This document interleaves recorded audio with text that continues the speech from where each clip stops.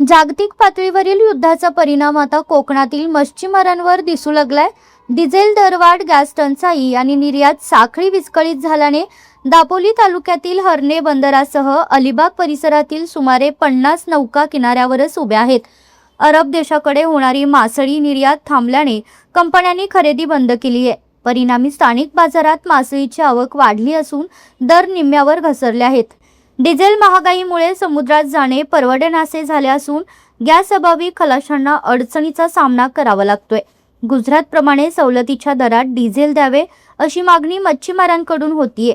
हंगामाचे अवघे 1.5 महिने उरले असून परिस्थिती सुधारली नाही तर मोठे आर्थिक नुकसान होण्याची भीती व्यक्त केली जाते।